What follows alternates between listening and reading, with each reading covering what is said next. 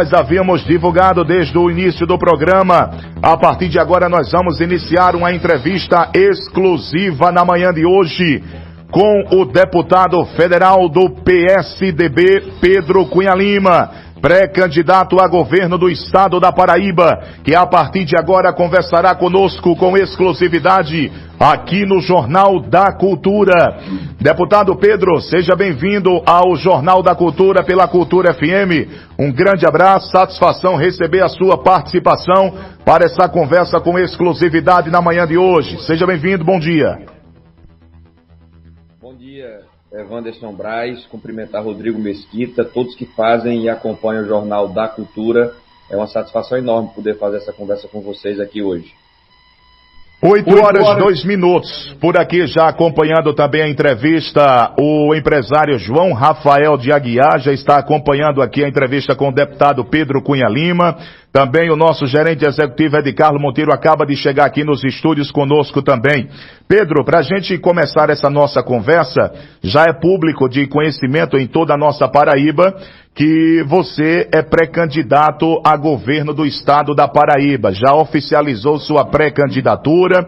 Eu gostaria de iniciar esse nosso bate-papo sabendo o seguinte: como é que está nesse período de pré-campanha, né? Pouco mais de um mês do anúncio aí de sua pré-candidatura. Como é que está a aceitação do nome de Pedro Cunha Lima em suas andanças nesse período de pouco mais de um mês como pré-candidato por nossa Paraíba? Olha, tem uma exigência muito clara de um papel que precisa ser cumprido. A gente vive um momento muito difícil, muito duro, muita gente atravessa um instante de muita dificuldade, pessoas que voltam a conviver com o fantasma da fome, quando não é a fome, é a escassez, a carestia, muita gente precisando de uma oportunidade de emprego, e é um drama na vida de muitas famílias você chegar no final do mês e não ter o sustento da sua família, não ter como fazer a feira. São regiões inteiras sem acesso à água. Todo um apelo para que o funcionamento da máquina pública mude de fato e a gente consiga trazer mais inovação, mais tecnologia, mais velocidade na maneira com que o poder público trabalha, né, as coisas. E eu estou ficando cada vez mais estimulado, mais motivado para poder cumprir com esse papel, para poder fazer com que o século XXI, 2022, tome de conta do funcionamento da máquina pública para a Paraíba poder voltar a crescer, poder ocupar o espaço que ela merece. A gente está ficando para trás. Em educação pública, a gente apresenta resultados muito ruins, né? No ambiente de se fazer negócios, que é o que permite a geração de emprego e renda, a Paraíba ocupa o 17º lugar, segundo o ranking feito pelo Banco Mundial, né, do trabalho chamado Doing Business. No ranking da transparência da CGU, do Ministério Público Federal, a Paraíba ocupa o 24º lugar. Né? Então as pessoas estão exigindo de maneira muito clara, né, que haja uma mudança mais profunda, o início de um novo ciclo. Então estou muito motivado, cada vez mais estimulado para poder dedicar o melhor de mim a essa função. Eu estou com 33 anos, eu nunca me senti na minha vida tão desafiado, né, para cumprir um papel, e eu gosto de ser desafiado, eu sou competitivo, eu gosto de entregar o meu melhor, né, e eu estou muito pronto, estou pensando muita coisa que a gente vai fazer, estou conversando com muita gente boa desse país inteiro para poder, né, trazer um novo ar ao nosso estado. O momento pede, né, uma mudança mais profunda e eu espero ser o instrumento para que a gente possa avançar como o nosso estado merece. 8h06, 8h06. Deputado Pedro, naturalmente o senhor já tem conhecimento, ontem a Paraíba ficava sabendo de uma pesquisa, a primeira deste ano de 2022, aonde aponta números aí, pesquisa idealizada pela Datavox, apresentando números em que o atual governador João Azevedo lidera, segundo a pesquisa diz aqui, com 40,7% dos votos. Em segundo, o seu nome, com 14,2%. Como é que o senhor vê essa pesquisa que foi apresentada à imprensa paraibana ontem? Olha, Wanderson, essa pesquisa mostra que a maioria do povo paraibano rejeita o atual governo. E não há possibilidade de reeleição quando você tem a maioria da população rejeitando. Existe um dado, e eu não quero aqui ficar questionando demais os números, eu estou muito focado em poder apresentar um projeto à Paraíba, mostrar quais são as nossas ideias. A gente que sabe que é preciso ter o enfrentamento de uma série de questões que estão fora de lugar, escancaradamente fora de lugar. Eu vou citar, Evanderson, um exemplo, um dado.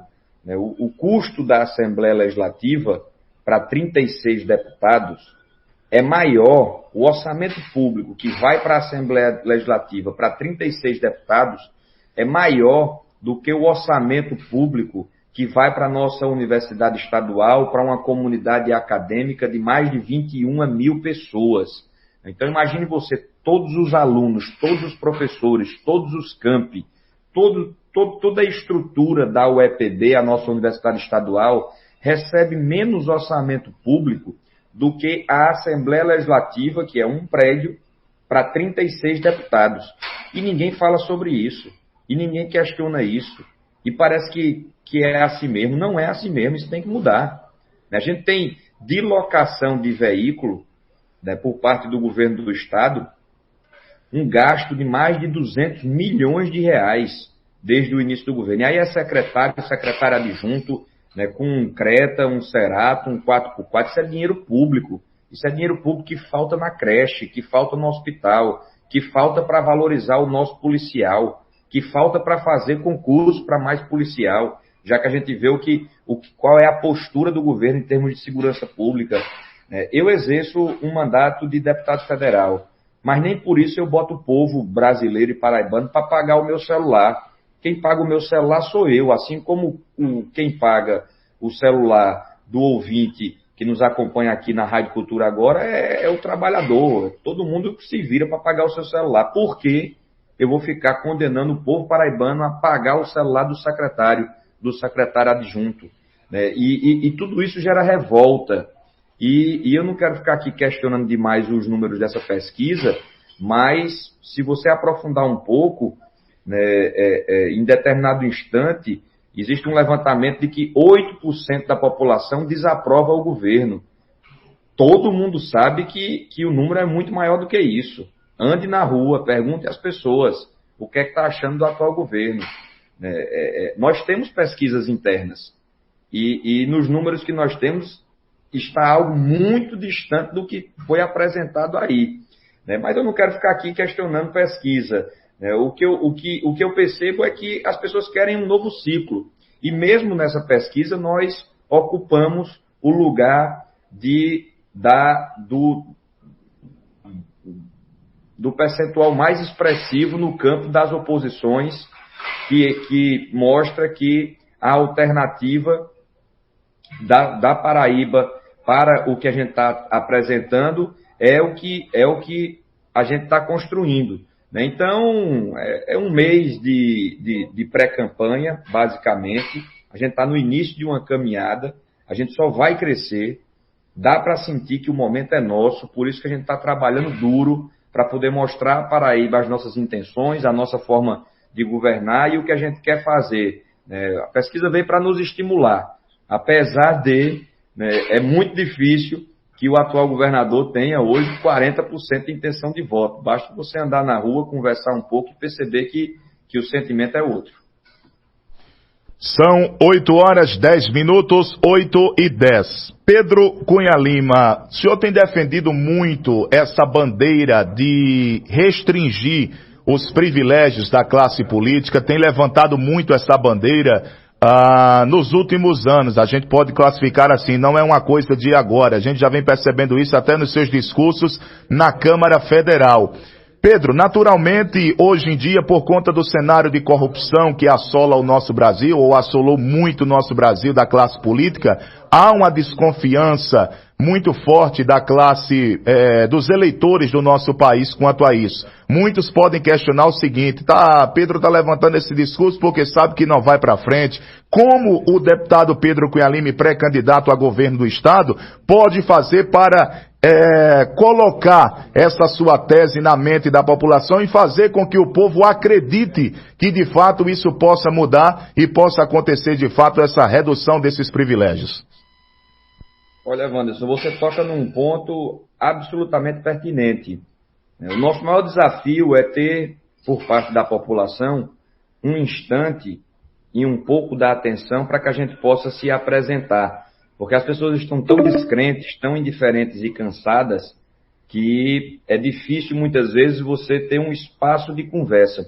A partir do momento que a gente começa a conversar, mostrar quem a gente é e, sobretudo, quais são as nossas atitudes desde 2015, o que a gente prega, o que a gente acredita e faz, não é uma novidade que iniciamos este ano porque é ano de eleição. Foi em 2015 que eu comecei a não aceitar receber e ficar com o auxílio moradia. Foi no primeiro ano de mandato. Todo mês eu recebo o auxílio moradia que o deputado tem direito e faço um repasse para um projeto social, para uma APAI, para uma ONG da causa animal, para uma ONG que cuida das pessoas que enfrentam o câncer, para uma ONG que cuida de pessoas para reabilitar dependentes químicos, como foi o último que fizemos. O último repasse do auxílio moradia foi feito para uma entidade em Lagoa Seca que cuida de pessoas que enfrentam esse desafio de reabilitação, né, por conta da dependência química. Né. Eu fiz o repasse do auxílio mudança, né, também não aceitei ficar com esse valor. Né. Fiz um repasse do auxílio mudança para poder consertar o teto do ginásio da APAI aqui em João Pessoa. Eu renunciei à aposentadoria especial de deputado. Eu não acho correto. Se eu sou um representante do povo, por que eu tenho que ter uma vantagem em termos de previdência em relação ao povo? Eu estou a serviço do povo. Eu fiz uma renúncia do aumento da verba de gabinete. No ano passado, Wanderson, nós utilizamos 37% de tudo que estava à disposição em termos de verba de gabinete. Quer dizer que a gente fez um corte de quase 65% de toda a verba que poderia ser utilizada. Isso eu faço desde 2015. Na verdade, isso foi uma lição da minha mãe. Minha mãe, no início do primeiro mandato, em 2015, me disse: olha, Pedro, as pessoas estão muito desacreditadas. Então, o que importa é a atitude. Não adianta fazer discurso, não adianta ficar falando, faça. E aí, depois que você fizer, você pode defender o que você acredita. Apresentei o projeto para acabar com o carro oficial. Foi aprovado na Câmara, inclusive. Infelizmente, foi engavetado no Senado. Então, eu quero prestar contas do que eu fiz, de qual foi a minha postura. Quero mostrar que estive presente sempre para denunciar privilégios fora de lugar, seja na classe política, né, seja em outros espaços do poder público. No instante em que o juiz do Mato Grosso recebeu R$500 mil em um mês, eu estava lá para levantar a voz do povo paraibano, que tem a honra de ser um representante, para denunciar isso. Né? Então eu quero prestar contas do meu trabalho e a partir daí mostrar que tudo isso que falo é uma crença que está em mim, talvez por eu ser fruto de uma nova geração, né? Talvez por eu estar conectado com um novo momento de mundo e não achar mais normal tudo isso que a gente acompanha de maneira muito escancarada e fora de lugar. São 8h15, 8h15. Você que está ligando o seu rádio agora está acompanhando uma entrevista com exclusividade com o deputado federal Pedro Cunha Lima, pré-candidato a governo do estado pelo partido PSDB, pelas oposições. É o nosso entrevistado desta terça-feira. Tem tempo ainda, não tem, Léo, aqui? Então vamos fazer o seguinte, caiu o microfone aqui, Léo, pega aqui por gentileza. Vamos fazer o seguinte, vamos convocar o nosso repórter Rodrigo Mesquita, porque ele também participará conosco dessa conversa, vai levantar o próximo questionamento ao nosso entrevistado Pedro Cunha Lima, Mesquita, fica à vontade, com você. Bom dia, deputado. Bom dia a todos os ouvintes do programa Jornal da Cultura. Pedro, desde 2015, no caso o ano que o senhor assumiu sua cadeira como deputado federal, o senhor destinou para Campina Grande, que foi contemplada, com mais de 85 milhões, né, em emendas. Né, num total, desse total, 61 milhões 325 mil reais e uns quebrados para a saúde. Show de bola, top.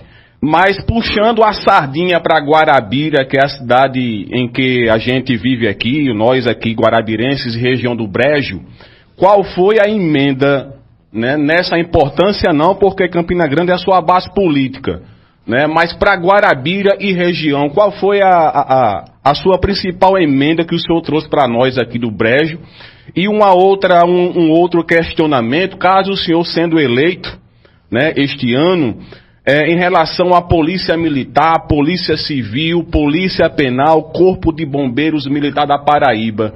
Qual a sua ideia, qual a sua visão para o melhoramento, sobretudo na parte financeira para esses guerreiros que tanto nos defendem e atualmente não está tão legal em relação ao governo do estado? Bom dia, Rodrigo Mesquita. Bom dia, Rodrigo. Em relação à destinação de emendas para Guarabira e a região do Brejo, eu tenho a alegria de poder prestar contas, e no caso de Guarabira em específico, todos os anos, desde 2015 até agora em 2022, o orçamento de 2022, todos os anos nós destinamos emendas para Guarabira. Eu tive uma grande honra de poder ser um parceiro da gestão de Guarabira, no exercício do então prefeito Zenóbio Toscano. Uma grande referência para mim, o melhor encontro que eu já tive na política, não apenas em termos políticos, mas em termos de relação humana. Zenóbio é daquelas pessoas que quando você encontra, você se sente verdadeiramente privilegiado por ser uma referência de fato, alguém que lhe ensina muito, que carrega princípios, valores, que tem uma forma de agir, que tem um comportamento, que tem uma maneira de ser, que engrandece qualquer um, né, que está ali por perto. Eu deixo aqui uma homenagem ao nosso eterno gato preto. E por essa razão, Rodrigo, por destinar emendas todos os anos para Guarabira, de lá para cá até hoje, nós já ultrapassamos mais de 15 milhões de reais, né? Seja no custeio da saúde, seja em obras de infraestrutura, como o investimento na drenagem do centro. Boa parte daquelas obras, né, tem investimento nosso, né? Seja recursos para a construção de escolas, de creches, a última creche, e aí já na parceria com o prefeito Marcos Diogo, um grande parceiro também, alguém que faz uma gestão que nos orgulha, com muita eficiência, né, que dá sequência ao trabalho de Zenóbio, seguindo na mesma escola, de ter uma gestão na mão, uma gestão que zela pelo recurso público. E nós estivemos com o prefeito Marcos no bairro do Nordeste, onde será a creche de mais de 3 milhões de reais. Então tem muito investimento nosso para Guarabira. Assim como Campina Grande, Guarabira é uma cidade polo de uma região, e a gente sabe que todo o investimento que é feito, né, chega em boa hora para poder permitir não só que a cidade, mas que toda uma região possa se desenvolver. A gente faz esse trabalho, né, com muita atenção para poder honrar também uma confiança. Nas duas eleições tive resultados expressivos em Guarabira. Então, de lá para cá, Rodrigo, mais de 15 milhões de reais já foram destinados para Guarabira. 8h21 aqui no seu Jornal da Cultura. Deixa eu convidar aqui o nosso gerente executivo, Edicarlo Monteiro, para aproveitar esse bate-papo exclusivo na manhã de hoje com o deputado federal Pedro Cunha Lima. De Carlos, que teve com Pedro Cunha Lima há poucos dias, aqui na procissão, inclusive, de Pilõezinhos, né? E fez a cobertura toda, teve a oportunidade de conversar também com o deputado Pedro e pré-candidato a governo do estado. De Carlos Monteiro, bem-vindo ao Jornal da Cultura, satisfação sua presença aqui e também para, evidentemente, elencar aí a sua pergunta, o seu questionamento ao pré-candidato Pedro Cunha Lima. Bom dia, de Carlos. Um abraço para você, Evandra. Um bom dia a você, a Ednilson, a Rodrigo e ao Léo Ferreira, que está aqui no suporte da técnica. Cumprimentar o empresário João Rafael de Aguiar e o Jarbas, que também se fazem presentes. Pedro, satisfação renovada conversar com você. Estivemos juntos na procissão de São Sebastião, lá da cidade de Lagoa de Dentro. E naquela oportunidade fazíamos uma entrevista que repercutiu muito em Guarabira e em toda a região.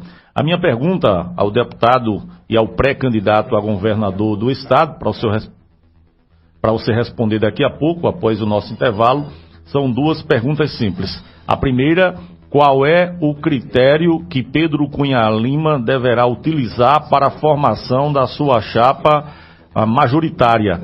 E a segunda pergunta é, tendo em vista a importância do seu pai, ex-deputado, ex-prefeito, ex-governador, Cássio Cunha Lima, eu tenho percebido ele muito ausente na sua pré-campanha. Ele foi até mais presente na pré-candidatura de Romero Rodrigues. Qual será a participação de Cássio e se esse afastamento de Cássio momentâneo da sua pré-campanha é estratégia política nesse ano 2022? Muito bem, daqui a pouco a gente restabelece aqui, evidentemente, o sinal com o Pedro Cunha Lima para ele responder os questionamentos do nosso companheiro de Carlos Monteiro. Nós temos um breve intervalo comercial, rapidinho, se liga conosco, menos aí de 5 minutos a gente está de volta retomando essa conversa.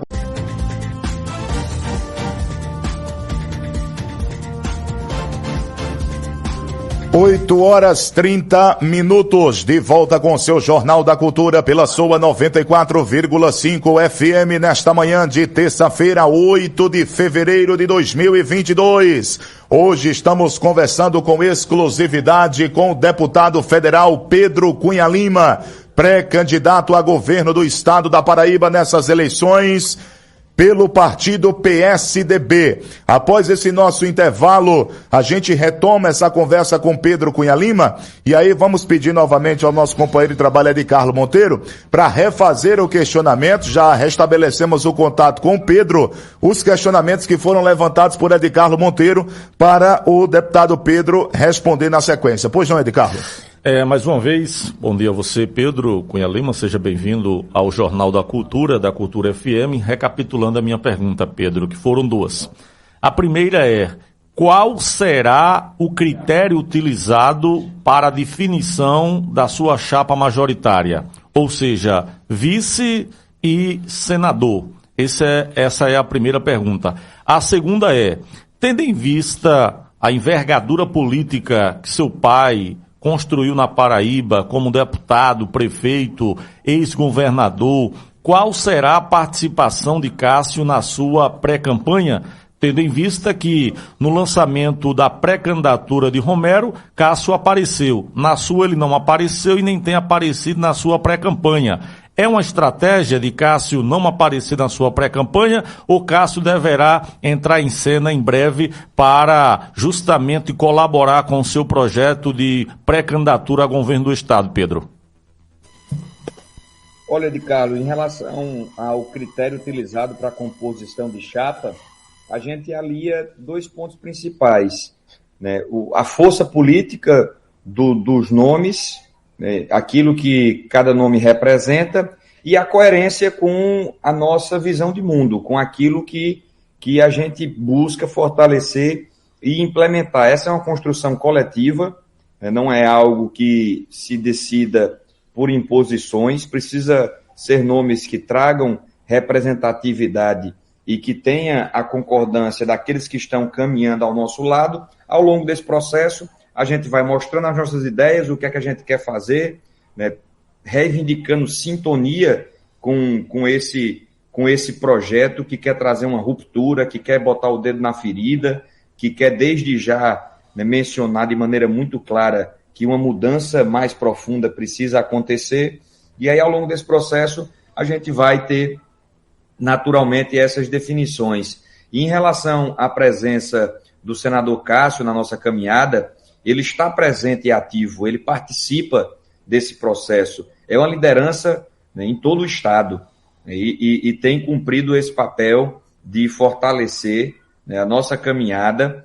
Agora, apesar disso, e a gente fala, né, de toda essa realidade, né, com muito orgulho de uma trajetória, eu tenho muito orgulho de dizer que sou filho de Cássio, tenho muito orgulho de falar um pouco dessa trajetória toda, né, ao longo desse tempo todo, de vários anos de dedicação, de trabalho. Quem conhece meu pai de perto sabe quem ele é. Talvez o político na Paraíba que tenha sido mais bombardeado por uma estrutura paga com dinheiro público para poder desconstruir uma imagem. Enfrentou 2 eleições desleais, 2014 e 2018. Hoje a Operação Calvário revela como aconteceram aquelas eleições. Em 2014 a gente sabe o dia que a propina chegou na Paraíba, né, porque a investigação pegou conversa de WhatsApp, né, deles combinando, né, o dinheiro que era desviado do trauma e etc e tal. Mas é uma trajetória que tem né, muitos elementos que fazem com que eu sinta muito orgulho de ser filho de Cássio. Agora, apesar de ter essa referência muito forte em mim, e meu pai me ensina muito, a gente precisa dizer de maneira muito clara que o candidato é Pedro. A gente precisa debater a Paraíba, a gente precisa, né, mostrar o que a gente precisa fazer daqui para frente. Eu já quebrei um retrovisor, não é hora de ficar debatendo o passado. E todas as vezes que alguém quiser trazer o passado para contaminar o debate, jogar uma cortina de fumaça no debate, eu vou fazer um exercício muito claro, que é o que eu percebo que as pessoas estão querendo de mim, e que a gente precisa saber o que está posto hoje e o que a gente tem a obrigação de fazer para melhorar essa situação. As pessoas querem um emprego, as pessoas querem voltar a ter segurança alimentar, a ter o que comer. As pessoas querem saber como é que a situação da saúde pública vai melhorar, da educação pública vai melhorar. O policial paraibano quer saber como é que vai ser a sua carreira daqui para frente, né? Porque o policial paraibano recebe o pior salário do país. E aí a gente vê esse caos na segurança pública. Em Guarabira, no 4º Batalhão, onde já houve mais de 1.200 policiais, hoje não chega a 400.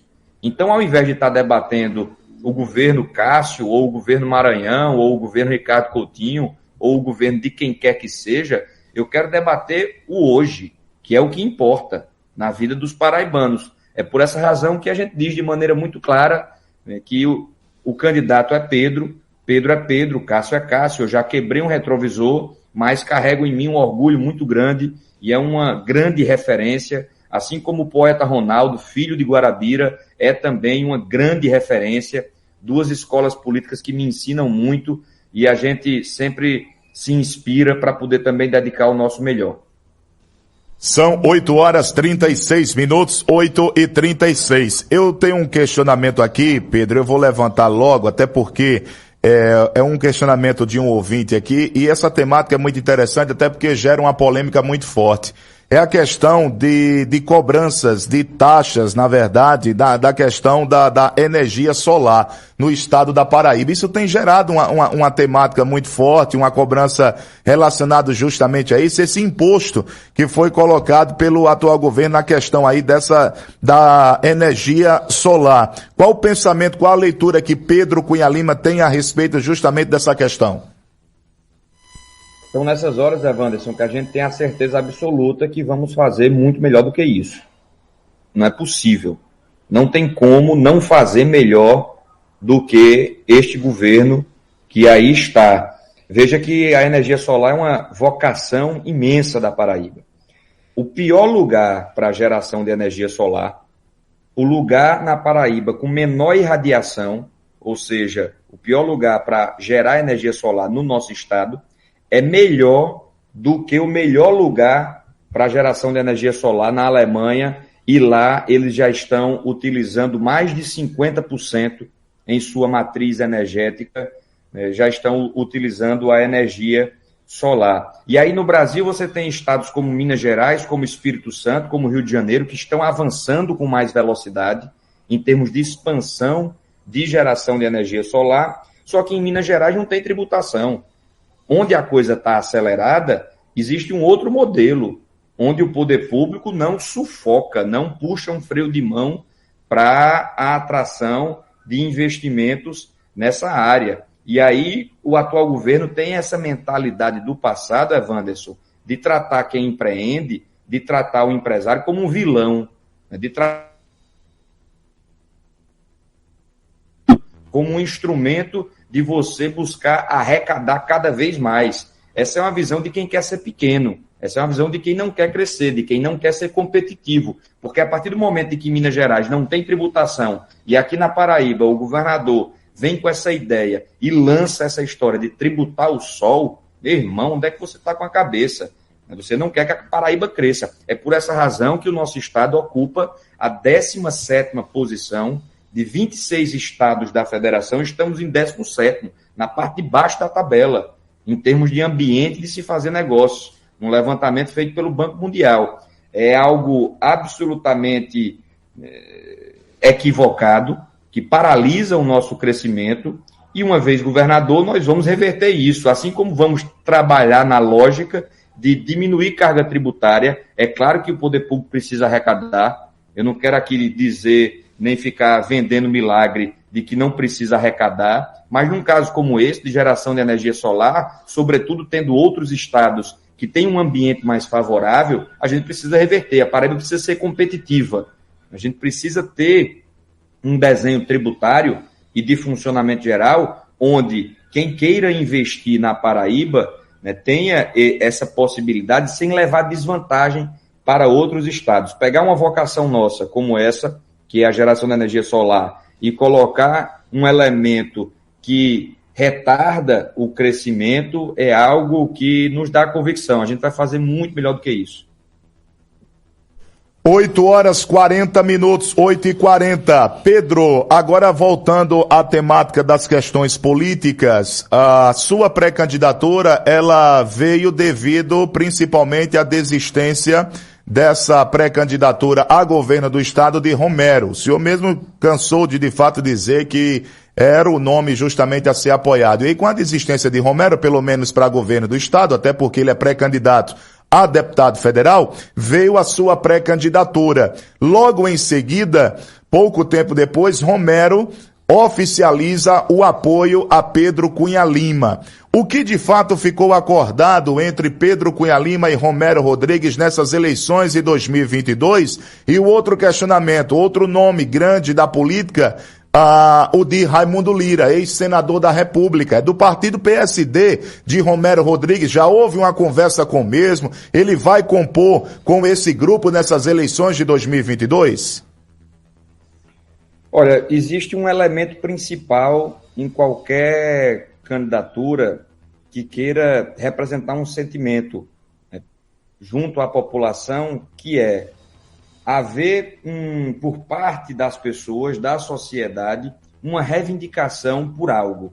Então, antes de qualquer nome, Pedro, Romero, Raimundo Lira, ou quem quer que seja, antes disso, o elemento mais importante de qualquer candidatura é um sentimento das pessoas. E na Paraíba existe um sentimento das pessoas que querem uma alternativa, que percebem que o atual ciclo não está atendendo, não tá fazendo a Paraíba andar como ela pode e merece.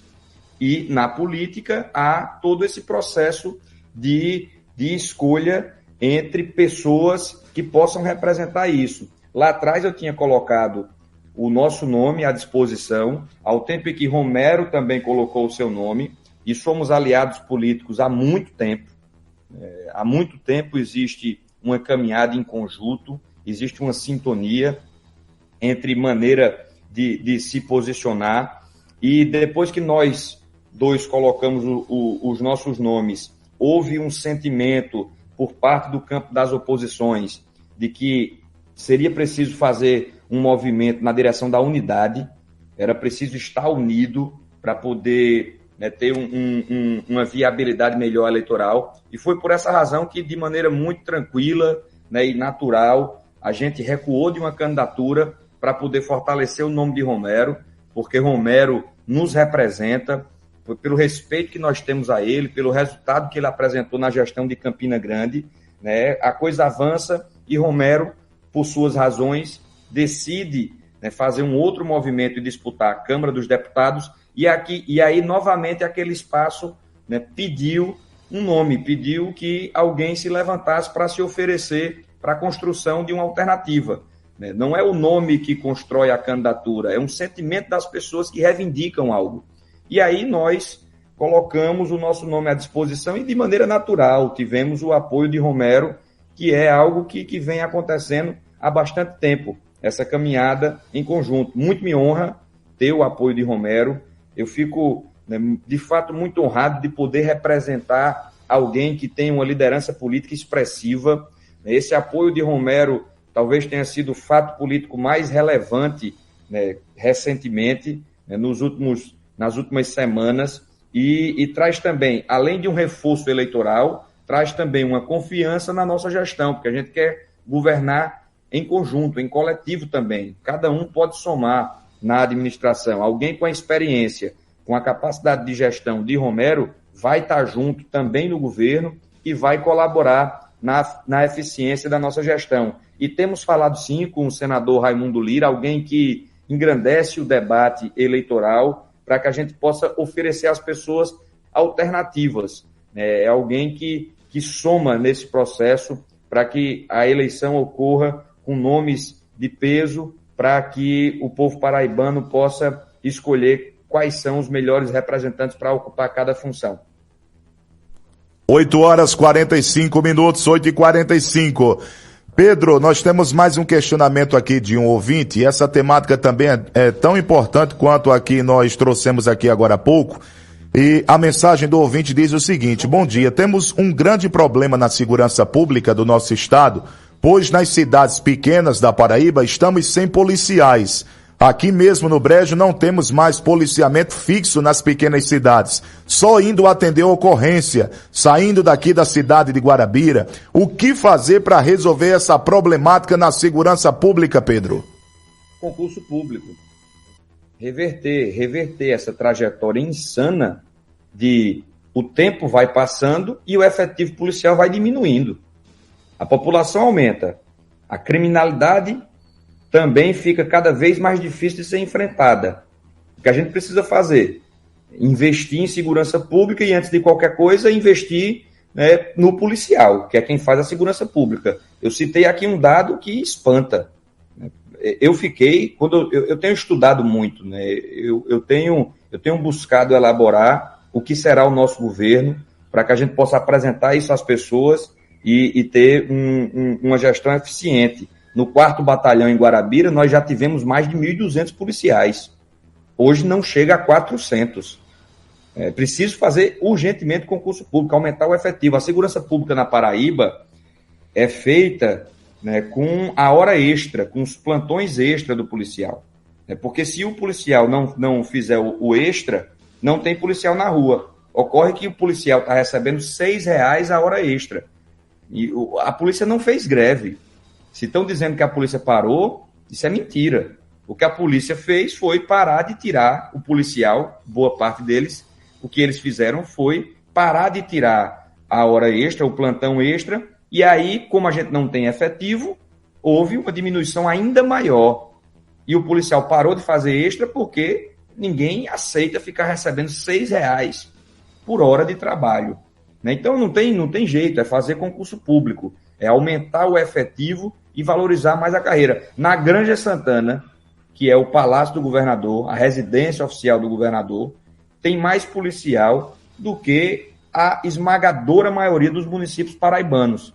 Isso está fora de lógica. Como é que você, para um espaço só, tem mais de 100 policiais e tem cidades inteiras que estão sem policial, inclusive, nesse momento em que alguns policiais estão sem tirar o plantão? É uma decisão equivocada, ela mostra já a consequência dessa política equivocada, né, em índices, né, os CVLIs, que são os crimes violentos letais intencionais, vinha numa redução histórica nos últimos 8 anos, Então, 8 anos vinha caindo, como em muitos estados brasileiros, e infelizmente no atual governo ele volta a subir. A gente tinha conseguido diminuir o patamar de 1.000 registros, estávamos em 966 crimes violentos letais intencionais em 2018 e, infelizmente, né, a gente volta a subir para romper de novo para cima a casa dos 1.000 registros. A Paraíba teve, no último levantamento, 1.166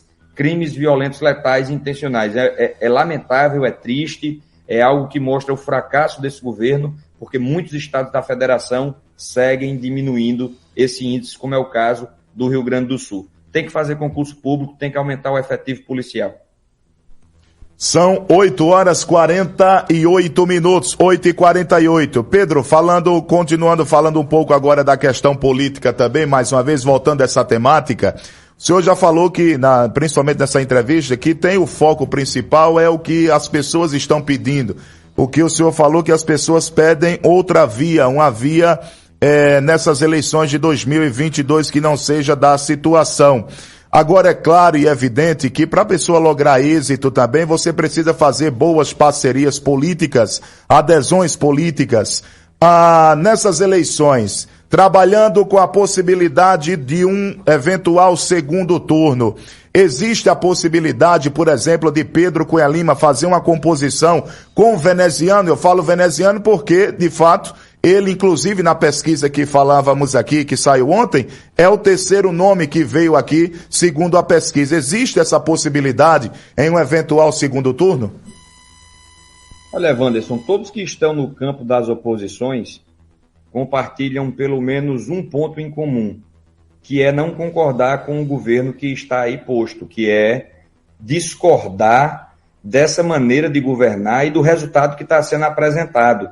Então, eventualmente, no seu tempo próprio, entre todos que ocupam esse espaço, no campo das oposições, existe espaço, sim, de diálogo para que a gente possa, né, seguir junto e se somar. Né? No momento próprio, isso vai acontecer. O que a gente está muito focado hoje é em apresentar quais são as nossas ideias, né, mostrar quem a gente é, quais são as nossas intenções, ter um diálogo direto com a população.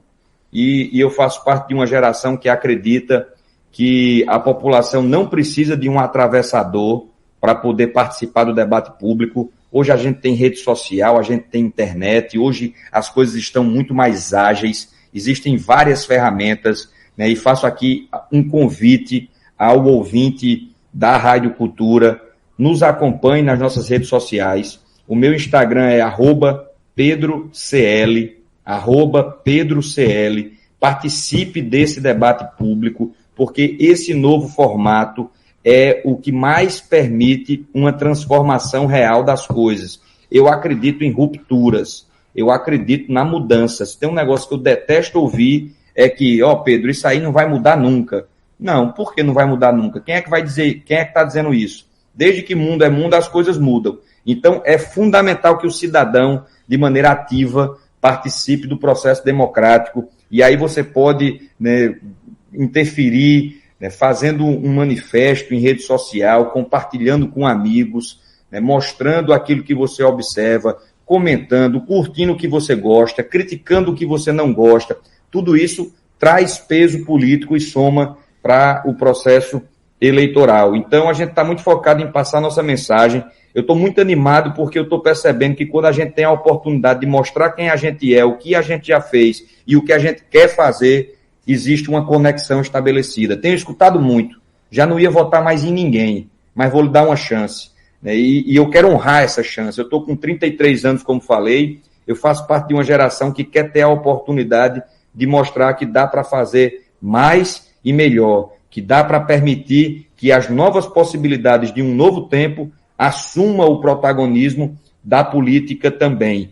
E a gente vai continuar muito firme nesse objetivo, né, de cumprir um papel para poder fazer o nosso Estado se desenvolver como ele merece. Pedro Cunha Lima, é de Carlos Monteiro mais uma vez. Fazer o seguinte questionamento, Pedro. A região do Brejo é muito carente da sua atuação como deputado federal, embora o senhor sempre foi bem votado nessa região do Brejo. Qual é a explicação que o senhor dá e se ainda nesse ano tem alguma emenda ou alguma parceria que possa ser montado na região do Brejo, principalmente quando o assunto é água. A gente vive uma crise hídrica muito grande nessa região. E o segundo questionamento, Pedro, é a respeito da Nacional. O PSDB tem uma pré-candidatura de João Dória, que não tem conseguido também um espaço, pelo menos nas pesquisas, ali de ser pelo menos uma terceira via. Qual tem sido o seu posicionamento nessa dobradinha na Nacional para a eleição desse ano? Olha, em relação à região do Brejo, em específico dessa necessidade que é o acesso à água, é algo que eu não consigo digerir. Eu estou em 2022, no século XXI, cheio de possibilidades e novas ferramentas para poder trazer soluções. A gente já recebe a água da transposição do Rio São Francisco. A gente já recebe no eixo leste e no eixo norte. E, apesar de tudo isso, a gente não consegue resolver esse problema. Pelo contrário, em muitos lugares a gente andou para trás. Em cidades que já não se tinha esse drama de falta completa de água, cidades inteiras voltam a conviver com isso. E aí eu vejo alguém que foi secretário de Recursos Hídricos por 8 anos. João Azevedo foi secretário de Recursos Hídricos por 8 anos. É governador há 3. Então são 11 anos na cadeira, em posição de poder, de poder fazer algo. E não fez. Então é claro que isso não dá certo. Não é possível que com 11 anos não teve a capacidade de fazer. De nossa parte, agora, no final do mandato, o governador João Azevedo foi a Brasília para pedir à bancada federal recursos, emendas para a adutora do Brejo. E eu fui um dos parlamentares que destinei recursos para a adutora do Brejo. Apesar de enxergar que existe muito desperdício do recurso público por parte do governo, eu mencionei aqui os mais de 200 milhões com locação de veículos, e existe um exagero para atender toda uma estrutura entre aqueles que bebem dessa mordomia, dessa regalia. Um governo que gasta quase 40 milhões de reais por ano com publicidade, ao invés de direcionar esses recursos para as prioridades. Um governo que gasta mais de 15 milhões de reais com telefonia, um governo que gasta com a Grande Santana, um governo que pega pedaços do orçamento público para fatiar dentro desse sistema político podre, velho, atrasado, medieval, que é pegar uma Secretaria de Estado e entregar a um partido político como se fosse uma fazenda de porteira fechada para o partido lotear aquele espaço. Meu Deus do céu, não é possível que você ainda esteja funcionando dessa forma. Está na hora, minha gente, da gente perceber que isso não dá mais para ser assim. E aí você não consegue priorizar aquilo que é essencial, que são obras, investimentos, para resolver essa situação de falta de água. Então, destinamos a emenda para a adutora do Brejo. É uma pena que esse investimento seja colocado em segundo plano, porque se fosse prioridade, já teria saído, assim como destinamos emendas para várias cidades do Brejo Paraibano e de todas as regiões. A gente busca ter um mandato atuante que possa alcançar a todos. Em relação à eleição nacional, independentemente de quem seja o presidente da República, nós vamos construir uma relação institucional, respeitosa e que possa construir pontes para que a Paraíba consiga crescer. Eu não gosto desse modelo de ficar brigando, de ficar gerando confusão. Só quem perde é a população. O governo do estado da Paraíba não será um instrumento político partidário para cumprir um papel de acirramento ideológico, de briga política. Isso é muito cansativo, isso traz um prejuízo imenso para a população. Independentemente de quem seja o presidente, nós vamos ter uma relação que permita parcerias do governo federal com o governo do estado para que a gente consiga crescer. É essa a postura que eu percebo que as pessoas exigem de mim. São 8h57. Deputado e pré-candidato Pedro Cunha Lima, em nome de toda a nossa equipe de Rádio Jornalismo da Cultura FM, em nome do empresário João Rafael de Aguiar, nós queremos agradecer demais por sua disponibilidade conosco neste bate-papo de mais ou menos 1 hora, nessa entrevista muito importante. Tenho certeza que o povo da Paraíba, de fato, soube apreciar e absorver aquilo que achou interessante nessa nossa conversa. Grato demais por sua disponibilidade conosco e, evidentemente, que fazer o convite, quando tiver pela região, sua assessoria entrar em contato com nossa equipe e aí, de forma presencial, está por aqui na Cultura FM nos concedendo mais uma entrevista, porque aproxima, de fato, o som da Cultura FM, assim como demais emissoras, aproxima o nosso público das propostas dos pré-candidatos. Muito obrigado, boa sorte em sua caminhada, Pedro. Eu que agradeço, uma alegria poder participar dessa conversa, agradecer a você, Wanderson, a Rodrigo, a todos que fazem o Jornal da Cultura, a todos que nos acompanharam. Eu agradeço muito essa oportunidade porque a nossa missão principal tem sido se apresentar. A gente vive um momento em que as pessoas, por uma razão muito óbvia, estão cansadas, estão indiferentes, já não tem cabeça para poder falar de política porque o cansaço é muito grande. Mas à medida em que a gente vai conquistando o espaço e um pouco de atenção para poder falar o que a gente pensa e o que vamos fazer, a gente percebe que existe uma conexão estabelecida, que as pessoas se sentem representadas, que as pessoas manifestam uma confiança em um novo ciclo, confiança esta que eu vou me dedicar por inteiro e com o meu melhor. Eu estou muito motivado, eu nunca me senti tão desafiado e eu gosto de ser desafiado para mostrar o que eu posso entregar. Eu sou competitivo e vejo que a Paraíba pode muito mais do que isso. Então tem sido estimulante fazer essa caminhada porque a gente está estabelecendo uma conexão direta com as pessoas, formando essa nossa corrente para poder vencer uma eleição e conseguir cumprir um papel. Então, muito obrigado por esse espaço aqui no Jornal da Cultura, um espaço que cumpre um papel importante no jornalismo do Brejo, jornalismo paraibano. Eu deixo um forte abraço a cada um. Fiquem todos com Deus. Horas em ponto. Conversamos hoje com o deputado federal Pedro Cunha Lima, pré-candidato a governo do estado nessas eleições pelo partido PSDB, partido de oposição. Entrevista exclusiva no Jornal da Cultura que você inclusive vai poder acompanhar